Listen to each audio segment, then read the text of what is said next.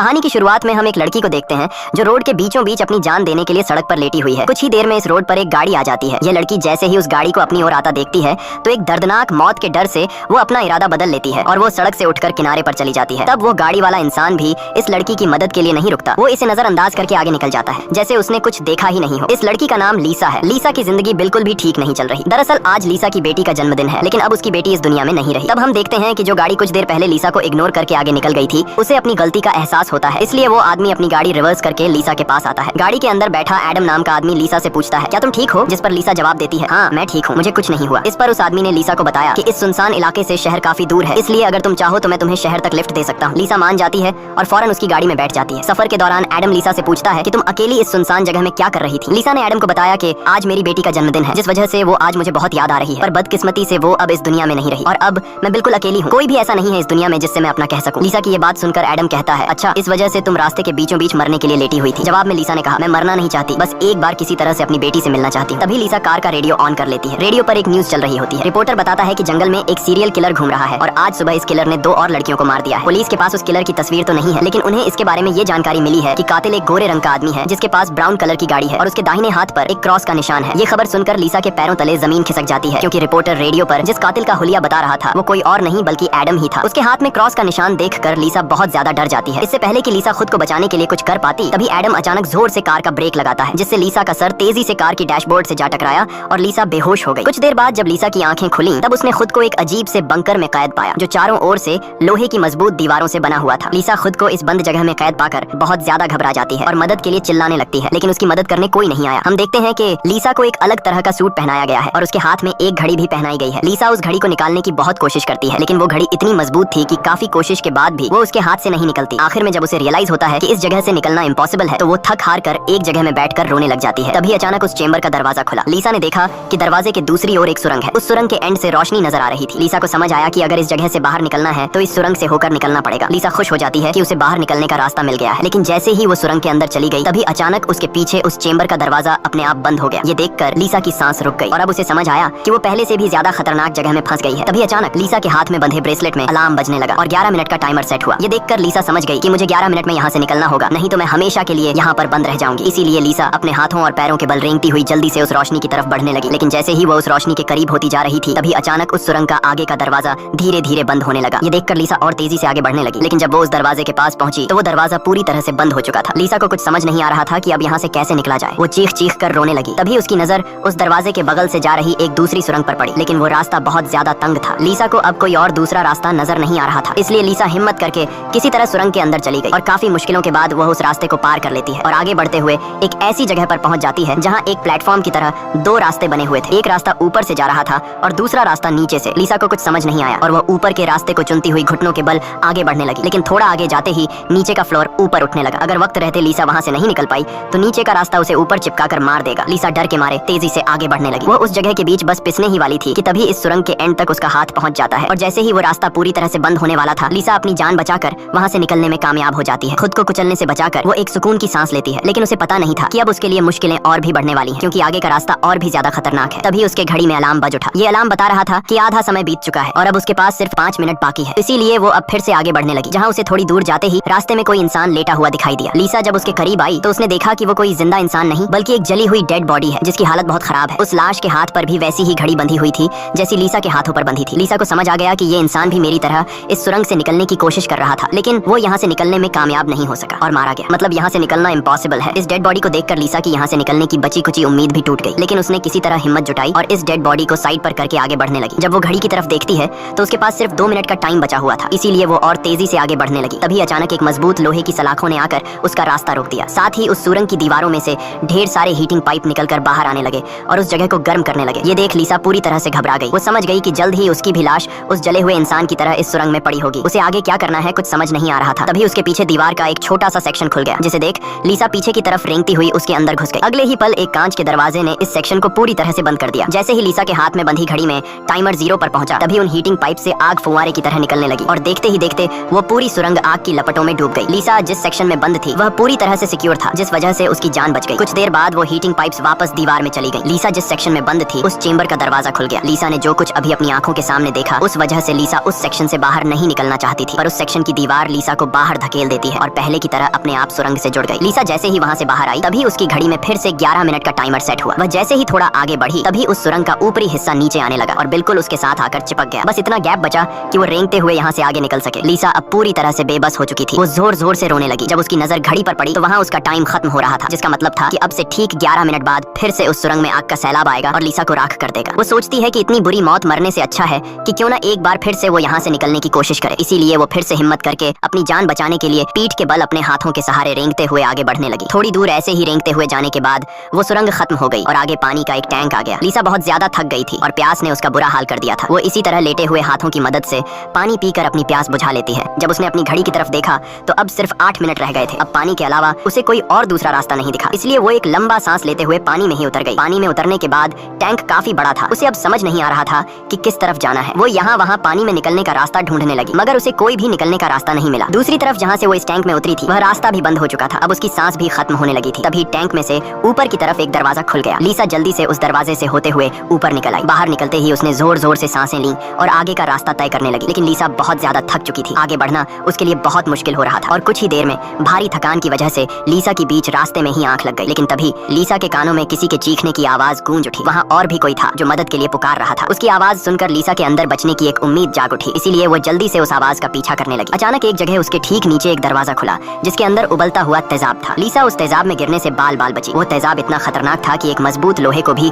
कुछ सेकंड में पिघला देता। लीसा जल्दी से अपने कपड़े का एक टुकड़ा काटती है और उसे टेस्ट करने के लिए तेजाब में डुबोती है। कपड़ा कुछ ही सेकंड में काली राख में बदल जाता है। ये देखकर वो बहुत ही संभल कर आगे बढ़ती है। वो अपने हाथों और पैरों को उस गड्ढे के किनारों पर रखकर उस जगह को पार करने ही वाली थी कि तभी उसका घुटना तेजाब में लग जाता है, जिससे लीसा दर्द से चीख पड़ी। खुशकिस्मती से उसके सूट की वजह से उसका घुटना गलने से बच गया, लेकिन उसके घुटने पर एक गहरा जख्म बन गया था। अच्छी बात ये थी कि अब वह मदद की आवाज काफी करीब से आ रही थी। लीसा अपना दर्द भूलकर फिर से उस आवाज का पीछा करने लगी और आखिरकार वो एक लोहे की ग्रिड के पास जा पहुंची। उससे कुछ दूरी पर एक और ग्रिड थी जिसके पीछे एक आदमी था। उस आदमी ने भी लीसा की तरह हाथ में घड़ी और सूट पहना था। लीसा उससे कहती है कि देखो मेरी बात सुनो, हम दोनों यहाँ पर फंसे हुए हैं। अगर हम एक दूसरे की मदद करें तो यहाँ से निकल सकते हैं। लेकिन वो आदमी काफी लंबे समय से उस सुरंग में फंसने की वजह से उसकी दिमागी हालत खराब हो चुकी थी। वो कभी लीसा को गालियां देने लगता तो कभी सॉरी करने लग जाता। वो कहता है कि ये लोग जल्द ही वापस आएंगे और हम दोनों को मार देंगे। ये कहकर वो पागल जोर जोर से हंसने लगा। तभी लीसा देखती है कि उसके हाथ में बंधी घड़ी में 60 सेकंड की काउंटिंग शुरू हो गई है। वो हीटिंग पाइप्स दोबारा दीवारों से बाहर निकल आए और इस बार बचने के लिए जो सेक्शन था वो लीसा और उस आदमी के बीचों बीच खुलता है, जिसमें सिर्फ एक ही इंसान के छिपने के लिए जगह थी। अब या तो वो पागल आदमी बचेगा या फिर लीसा। अगले ही पल लीसा और उस पागल आदमी के आगे जो लोहे की ग्रिड थी वह हट गई। ये दोनों तेजी से उस चेंबर की तरफ भागने लगे और दोनों एक साथ चेंबर तक पहुंचे, जिसके बाद ये दोनों एक दूसरे को मारने लगे। उस बीच कभी लीसा उस पागल आदमी को चेंबर से बाहर निकाल देती तो कभी वो पागल आदमी लीसा को बाहर धकेल देता। लेकिन आखिर में जैसे ही वक्त खत्म होने वाला होता है लीसा उस आदमी को लात मारकर चेंबर से बाहर कर देती है। वो आदमी लीसा को पैर से पकड़कर बाहर निकालने की कोशिश करता है। तभी 60 सेकंड खत्म हो गए और उस चेंबर के शीशे के दरवाजे ने उस आदमी का हाथ काट दिया। दर्द से वो आदमी चिल्ला उठा। तभी लीसा की नजर उस आदमी के हाथ पर पड़ी जिस पर क्रॉस का टैटू बना हुआ था। उस टैटू को देखकर लीसा समझ जाती है कि ये आदमी कोई और नहीं बल्कि उसे कार में बेहोश करने वाला सीरियल किलर एडम है। अब लीसा की सारी कंफ्यूजन दूर हो गई। पहले लीसा को लग रहा था कि एडम ने इसे यहाँ कैद करके रखा है, लेकिन उसकी ये सोच गलत थी क्योंकि एडम बेचारा तो अब खुद मौत के मुंह में था। इतने में ही लीसा की घड़ी पर 11 मिनट का वक्त पूरा हो गया और उन हीटिंग पाइप्स से निकलती तेज आग ने कुछ ही सेकंड्स में एडम को राख में बदल दिया। अपनी आंखों से एडम की इतनी भयानक मौत देखकर लीसा डर के मारे कांपने लगी। कुछ देर बाद सेक्शन के अंदर एक छोटे सुरंग में से एक रोबोट आता है। वह एक बहुत ही भयानक सा स्कल था। ये रोबोट लीसा को कोई नुकसान नहीं पहुंचाता बल्कि उसके तेजाब से जले हुए घुटने को ठीक कर देता है। लीसा ने उससे पूछा कि वो कौन है और उसे यहाँ क्यों लेकर आया है। जवाब में उस रोबोट के मुंह से एक टूल निकलता है और वो टूल लीसा के सूट के साथ कनेक्ट हो जाता है। उस टूल की मदद से लीसा को फ्लैशबैक की सारी बातें याद आने लगती हैं जब वो कार में एडम के साथ थी और उसे एडम की सच्चाई का पता चलने पर एडम की उसके साथ झड़प हो गई थी। उस दौरान एडम ने लीसा पर चाकू से सीने पर वार किया और कार से बाहर फेंक दिया था। उसी पल लीसा को आसमान से उसकी ओर आती एक सफेद रोशनी दिखाई दी थी, जिसके बाद लीसा वापस प्रेजेंट में आती है। लीसा को अब एक बात समझ आ जाती है कि उन एलियंस ने ही दरिंदे एडम से उसकी जान बचाई थी और उसे यहाँ लाए थे। लेकिन वो उसे यहाँ क्यों लाए थे ये बताए बिना ही वो रोबोट वहाँ से निकल गया। लीसा ये भी समझ जाती है कि ये लोग जो भी हैं वे उसे मारना नहीं चाहते, बस उसे इस गेम को पार करना होगा, तभी वो यहाँ से निकल पाएगी। लीसा अब आगे का रास्ता तय करने उस चेंबर से बाहर आ गई। एडम का कटा हुआ हाथ भी वहाँ पर पड़ा हुआ था। उसी समय लीसा को उस कटे हाथ पर टाइमर के नीचे कुछ सिंबल्स दिखाई दिए। लीसा उन सिंबल्स का मतलब समझने की कोशिश कर ही रही थी कि तभी एक घूमता हुआ पंखा उसकी ओर आने लगा। उसे देख लीसा अपनी जान बचाने के लिए पीछे हटने लगी और उससे बाल बाल बचती हुई एक छेद से ऊपर की सुरंग में चली गई। तभी अचानक उसे सुरंग के ऊपर से किसी के चलने की आवाज सुनाई दी। वो आवाज एक जगह पर जाकर रुक गई। उस जगह पर सुरंग का ढक्कन खुला और उसमें से एक भयानक सा क्रीचर उतरा जो देखने में तो इंसान था लेकिन जानवरों की तरह घुरा रहा था। उसका शरीर पूरी तरह से जल चुका था और उसकी आंखें सफेद पत्थर की तरह चमकदार थी। तभी लीसा की नजर उसके कटे हुए हाथ की तरफ गई। उसका कटा हुआ हाथ देखकर लीसा समझ गई कि वो कोई और नहीं बल्कि एडम है, जो जलने के बाद एक राक्षस में बदल चुका है। अब वो लीसा को मारना चाहता था। एडम की आंखें जल गई थी, इस वजह से वह लीसा को देख तो नहीं सकता था पर वो सुन सकता था। लीसा चुपचाप धीरे धीरे आगे बढ़ने लगती है, लेकिन तभी उसकी घड़ी के फर्श पर टकराने से एक हल्की सी आवाज गूंज उठी, जिससे एडम को उसकी भनक लग गई और तेजी से लीसा को मारने के लिए उसके पीछे आने लगा। लीसा उसके हाथ लगने ही वाली थी कि तभी लीसा एक पतली सुरंग से उस पार चली गई। एडम को कुछ नजर न आने की वजह से वह उस जगह को पार नहीं कर पाया। लीसा उस सुरंग से आगे बढ़ती हुई एक ऐसी जगह पर पहुंची जहां उसके पास आगे जाने के लिए दो रास्ते थे। लीसा को कुछ समझ नहीं आ रहा था कि किस रास्ते को चुनना चाहिए। वह बहुत सोचने के बाद जब उसे कुछ समझ नहीं आता तो वह एक अंदाजे से लेफ्ट वाले सुरंग में घुस जाती है। सुरंग के बाहर एक कमरा था जिसकी चारों ओर कांच की दीवारें थीं। उन दीवारों पर लीसा को उसके पैदा होने से लेकर अपनी बेटी को जन्म देने तक की सारी यादें दिखाई दे रही थीं। वहां लीसा ने यह भी देखा कि किस तरह उसकी लापरवाही की वजह से उसकी बेटी की जान चली गई। लीसा अपनी बेटी को याद करके बहुत रोने लगती है। तभी उसने देखा कि ऊपर छत से एडम फिर से उसके पीछे आ रहा है, लेकिन लीसा उससे अपनी जान छुड़ाकर एक दूसरे सुरंग में पहुंच जाती है जहां उसने कुछ ऐसा देखा जिससे उसकी खुशी का ठिकाना नहीं रहा। उसने देखा कि उस सुरंग के खत्म होने पर बाहर नीला आसमान चमक रहा है। अपनी आजादी को इतने करीब से देखकर लीसा में दोबारा हिम्मत आ गई, लेकिन उस सुरंग को पार करने के लिए उसे एक कंटीले रास्ते से होकर गुजरना पड़ेगा। अब सिर्फ 60 सेकंड का टाइम बचा हुआ था। अगले ही पल हीटिंग पाइप्स भी दीवार से बाहर निकल आए जो 60 सेकंड्स खत्म होते ही उस जगह को आग से भरने वाले थे। लीसा बिना टाइम जाया किए इन कांटेदार तारों के नीचे से जाने लगी, जिससे वो कांटेदार तार उसकी बॉडी में घुसकर लीसा की पीठ बुरी तरह से काट देते हैं। लीसा बहुत ज्यादा तकलीफ में होती है और उसके पीठ से बहुत ज्यादा खून निकलने लगता है, लेकिन लीसा खुद की परवाह किए बिना धीरे धीरे आसमान की तरफ बढ़ने लगी। तभी पीछे सुरंग में चेंबर खुला जिसमें एडम झट से जाकर छिप गया। अब कुछ ही देर में आग का सैलाब आने वाला था। खून से लथपथ लीसा बाहर निकलने की कोशिश में थी, लेकिन बहुत ज्यादा खून बहने की वजह से अब आगे बढ़ना उसे मुश्किल हो रहा था। उसकी आंखें धुंधली हो रही थीं। तभी 60 सेकंड्स खत्म हो गए और अगले ही पल वहां आग बरसनी शुरू हुई। उससे पहले कि वो आग का सैलाब लीसा को भी अपनी चपेट में लेता, लीसा के ठीक नीचे एक द्वार खुला और वो नीचे एक चेंबर में जा गिरी और बेहोश हो गई। थोड़ी देर बाद जब लीसा की आंख खुली तो उसने देखा कि वो फिर से उसी जगह पर आ गई है जहां से उसने बढ़ना शुरू किया था। यानी अब तक उसने जितनी भी मेहनत की यहाँ से निकलने की वो सारी जाया चली गई। ये देखकर लीसा अब पूरी तरह से टूट चुकी थी। तभी वो रोबोट उसकी मरहम पट्टी के लिए दोबारा आ जाता है। लीसा ने उसे मरहम पट्टी करने से रोका क्योंकि वो दोबारा ये सब दोहराने के लिए तैयार नहीं थी। उसने रोबोट से कहा कि वो अब सिर्फ मरना चाहती है। उस रोबोट ने लीसा की बात मान ली और उसके मुंह से एक इंजेक्शन निकलकर लीसा के शरीर की तरफ बढ़ने लगा। तभी लीसा को एडम के हाथ पर बने हुए निशान याद आ गए। वो समझ गई कि जरूर वो निशान यहाँ से बाहर निकलने का रास्ता बताते हैं, इसलिए वो अपने खून से दीवार पर एडम के हाथ पर बने हुए निशान बनाने लगी, जिसे काफी गौर से देखने के बाद लीसा को पता लगा कि ये तो एरो है जो यहाँ से निकलने की डायरेक्शन बताते हैं। जैसे कि पहला एरो लेफ्ट साइड की तरफ मुड़ा हुआ था, जिसका मतलब रास्ते में आने वाली पहली दो सुरंगों में से उसे लेफ्ट साइड वाली सुरंग के अंदर जाना चाहिए। दूसरे नंबर का एरो राइट साइड की ओर मुड़ा हुआ था, यानी पहली सुरंग को पार करने के बाद जब फिर से एक साथ दो सुरंगें आएंगी तब राइट साइड वाली सुरंग के अंदर जाना चाहिए। उसे लगा कि जरूर मेरे हाथ की घड़ी के नीचे भी इसी तरह के सिंबल्स बने होंगे जो यहाँ से बाहर निकलने की डायरेक्शन बताते हैं। ये समझते ही लीसा ने उस रोबोट से उसके जख्मों को ठीक करने को कहा। जख्मों की मरहम पट्टी होते ही वो एक नई उम्मीद के साथ फिर से इन टनल्स में निकल पड़ी। लीसा पहले भी इन सुरंगों से गुजर चुकी थी, इसलिए वह बड़ी आसानी से उन सुरंगों को पार करते हुए आगे बढ़ने लगी और उस तेजाब से भरे गड्ढे के पास जाकर रुक गई। वहाँ उसने अपनी घड़ी को तेजाब में जलाकर उसे अपनी कलाई से अलग किया। उसकी कलाई पर भी ठीक वैसे ही सिंबल्स थे जैसे एडम के हाथ पर थे, बस उनमें थोड़ी बहुत चेंजिंग थी। लीसा उस जली हुई घड़ी को अपने हाथों में लिए हुए आगे बढ़ने लगी और उस जगह पर पहुंच गई जहां उसने पहली बार इन दो टनल्स में से लेफ्ट वाले टनल को चुना था, लेकिन सिंबल्स के मुताबिक सही सुरंग राइट वाली है। वो जल्दी से राइट वाली सुरंग में चली गई जहां आगे जाकर उसे दो और सुरंगें मिली जिनमें सही सुरंग लेफ्ट वाली थी। इसी तरह लीसा अपने हाथ पर बने निशान की मदद से हर बार सही रास्ता चुनकर आगे बढ़ रही थी, लेकिन तभी एक बार फिर से एडम उसके पीछे पड़ गया। यहाँ लीसा समझदारी से काम लेते हुए एडम को गुमराह करने के लिए एक सुरंग के अंदर अपनी घड़ी फेंक दी और खुद दूसरी सुरंग में छिपकर बैठ गई। एडम घड़ी की आवाज का पीछा करते करते दूसरी सुरंग में घुस गया। एडम के जाते ही जब लीसा ने अपनी कलाई पर बने सिंबल्स चेक किए तो उसे पता चला कि उसने एडम को जिस सुरंग में भेजा था वही सही सुरंग थी। ये देखकर लीसा बहुत ज्यादा परेशान हो गई। अब लीसा के पास कोई दूसरा रास्ता नहीं था, इसलिए वो धीरे से एडम जिस टनल में था वो भी उस टनल में घुस गई। ये टनल काफी अजीब सा था, ऐसा लग रहा था कि ये टनल जैसे किसी बड़े जानवर का पेट हो। लीसा धीरे धीरे आगे बढ़ने लगी। थोड़ा सा आगे जाकर उसने देखा कि उसकी घड़ी सामने पड़ी हुई है, लेकिन एडम भी वहाँ पर मौजूद है। एडम अब चूंकि देख नहीं सकता था, इसलिए लीसा चुपके से उस घड़ी को उठा लेती है, पर तभी घड़ी में 60 सेकंड्स बचे होने का अलार्म बजने लगा, जिसकी आवाज से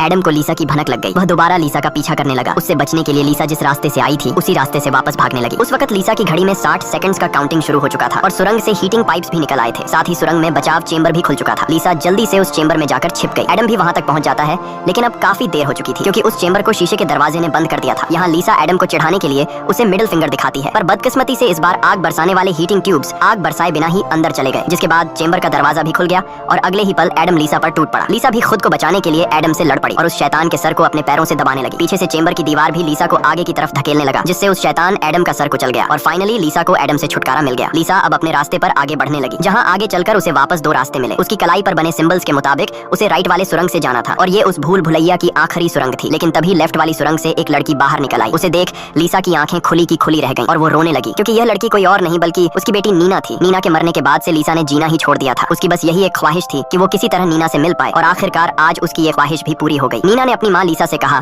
कि अब दोबारा मुझे फिर से अकेला मत छोड़ना, जिस पर लीसा ने जवाब दिया, नहीं बेटा, मैं हमेशा तुम्हारे साथ रहूंगी। जिस पर नीना कहती है, तो फिर आओ मेरे साथ लेफ्ट वाले टनल में चलो। लीसा रोते हुए बोली, नीना मैं तुम्हें फिर से खोना नहीं चाहती, लेकिन सच तो ये है कि तुम पहले ही मर चुकी हो और मेरी मंजिल एंजल दूसरी सुरंग में है। इतना कहकर लीसा वहाँ से जाने लगी। पीछे से नीना उसे पुकारती रही, लेकिन लीसा दिल पर पत्थर रखकर उस सुरंग से बाहर निकली। बाहर आते ही लीसा फूट फूट कर रोने लगती है। उसके बाद लीसा ने बिना समय गंवाए राइट वाली सुरंग में घुस गई, जहाँ उसे सुरंग के अंत में खुला आसमान दिख रहा था। वो खुश होकर तेजी से आगे बढ़ने लगी, लेकिन तभी उसके रास्ते में 3 लोहे के ब्लेड्स आ गए जो लगातार तेजी से ऊपर नीचे हो रहे थे, जिन्हें पार करने का मतलब था खुद के टुकड़े करवाना। लेकिन लीसा को हर हाल में यहाँ से निकलना था, इसीलिए उसने गौर किया कि उनमें से पहला ब्लेड हर 4 सेकंड्स में एक बार नीचे आ रहा है। लीसा उसके करीब पहुंची और जैसे ही वो ब्लेड ऊपर गया तो 4 सेकंड्स पूरे होने से पहले झट से उस पार चली गई। उसके बाद वो दूसरे ब्लेड के पास पहुंच जाती है। इसी तरह दूसरा ब्लेड हर 3 सेकंड्स में नीचे आ रहा था। लीसा ने हिम्मत दिखाते हुए उसे भी पार कर लिया, लेकिन लास्ट वाला ब्लेड सिर्फ 2 सेकंड्स में नीचे आ रहा था, जिसे पार करना लीसा के लिए बहुत ही मुश्किल था। पर आजादी की चाहत में लीसा ने उसे भी पार तो कर दिया, लेकिन बदकिस्मती से उसका पैर ब्लेड के बीच आकर कट गया। लीसा का दर्द से बुरा हाल हो गया था, लेकिन लीसा अपने पैर की परवाह किए बिना सुरंग के एंड तक पहुंच जाती है, जहां उसे खुला आसमान नजर आ रहा था। लेकिन जैसे ही उसने अपना हाथ सुरंग से बाहर निकालने के लिए आगे बढ़ाया, उसका हाथ सामने लगाए स्क्रीन पर जा लगा, जहां खुले आसमान का वीडियो चल रहा था। ये देखकर लीसा बहुत ज्यादा मायूस हुई। उसने कहा, मैंने वो सब कुछ किया जो मुझे करने को कहा गया था। उसके बाद वो पागलों की तरह हंसने लगी। तभी सुरंग से हीटिंग पाइप्स निकल आए, क्योंकि अब कुछ देर बाद 11 मिनट का टाइम खत्म होने वाला था। लीसा अब सुकून से मौत का इंतजार करने लगी, लेकिन इस बार वो हीटिंग पाइप्स उसे जलाए बिना ही वापस सुरंग में चली गई। तभी अचानक सुरंग का ऊपर का हिस्सा खुल गया और एक तेज रोशनी लीसा पर पड़ी। लीसा का शरीर अपने आप हवा में उठने लगा